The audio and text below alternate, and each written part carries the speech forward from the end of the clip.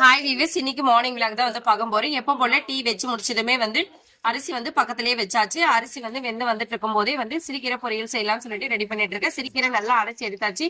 எண்ணெய், கடுகு, உளுந்து, வெங்காயம், வரமிளகா, கருவேப்பிலையெல்லாம் போட்டு தாளிச்சு விட்டுட்டு ஃபைனலா வந்து சிறுகீரை போட்டு நல்லா வந்து கல்லுப்பு போட்டு மிக்ஸ் பண்ணி விட்டுடலாம். ஒரு 5 நிமிஷம் போல தண்ணி எதுவும் சேர்க்கக்கூடாது. அதுக்கப்புறமா வந்து ஒரு 2 டம்ளர் போல தண்ணி வச்சு வேக வச்சு எடுத்துடலாம்.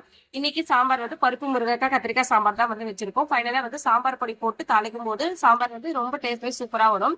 பொங்கல் தான் வந்து இன்னைக்கு பிரேக்ஃபாஸ்ட் செய்ய போறேன். பொங்கலுக்கு வந்து பருப்பு, அரிசி எல்லாமே வந்து குக்கர்ல போட்டு ஒரு 6 விசில் போல விட்டு எடுத்திருக்கேன். ரொம்ப சூப்பரா வந்துடும். அதுக்கப்புறம் பாத்தீங்கன்னா சிறுகீரையும் ரெடி ஆயிடுச்சு. ஃபைனலா வந்து வேர்க்கடலையும் பொடிச்சு சேர்த்துடலாம். சிறுகீரை பொரியல்ல வேர்க்கடலை சேர்க்கும் போது ரொம்ப சூப்பரா இருக்கும்.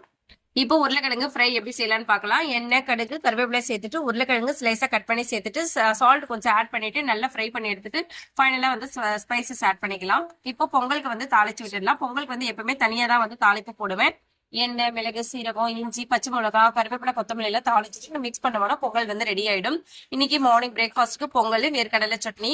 மதியம் லஞ்சுக்கு வந்து ஒயிட் ரைஸ் செஞ்சிருக்கும். பருப்பு, முருங்கைக்காய், கத்திரிக்காய் சாம்பார், சிறுகீரை, வேர்க்கடலை பொரியல். இவ்வளவுதான் இன்னைக்கு எங்களோட மார்னிங் அண்ட் லஞ்ச் மெனு. என்னோட சேனல் பிடிச்சிருந்தா சப்ஸ்கிரைப் பண்ணுங்க. என்னோட வீடியோ எப்படி இருக்குன்னு சொல்லிட்டு கமெண்ட் பண்ணுங்க. தேங்க்யூ.